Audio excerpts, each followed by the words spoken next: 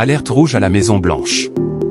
À l'aube de son déplacement mardi à Leipzig en 8e de finale aller de Ligue des Champions dans un premier test européen, après une première partie de saison quasi parfaite, le club madrilène doit toujours composer avec une véritable hécatombe en défense. Et voilà que même Jude Bellingham a rejoint l'infirmerie. Pour le Real, c'est comme revenir à la maison. Une petite musique, l'ambiance des grands soirs et c'est reparti. Comme chaque année à cette époque, le club madrilène, vainqueur à 14 reprises de la Ligue des Champions, s'apprête à retrouver sa compétition. Celle des frissons et des rêves.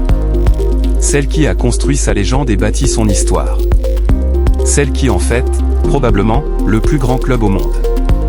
Mais dans leur quête d'un 15e succès en C1, la dernière dans ce format, les Merengues doivent faire face à bien des difficultés. D'abord, il va falloir apprendre à vivre sans Jude Bellingham. Voilà l'un des défis des hommes de Carlo Ancelotti, qui viennent, selon le technicien italien, de réaliser le meilleur match de leur saison dimanche en étrillant leur dauphin Gérone, 4-0, grâce notamment à un doublé du prodige anglais, sorti touché à la cheville. Auteur d'une phase de groupe parfaite en C1, bouclé avec 6 victoires en 6 journées et leader de Liga, le Real devra trouver le moyen de briller sans son nouveau Galactique, au ratio impressionnant de 20 buts en 29 rencontres depuis son arrivée l'été dernier pour 103 millions d'euros. Un premier obstacle de taille dans cette double confrontation piège. Pour Leipzig, éliminer le Real relèverait en effet du miracle. Et l'inverse du normal.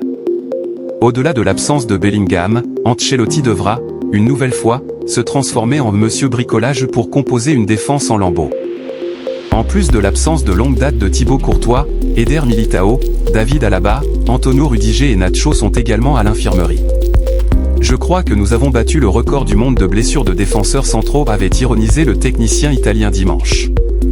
Si la présence de Rudiger dans le 11 de départ paraît peu probable, Madrid espère pouvoir enregistrer le retour de son capitaine Nacho, 5 fois vainqueur de la compétition, aux côtés du milieu français Aurélien Tchouaméni, contraint de reculer d'un cran.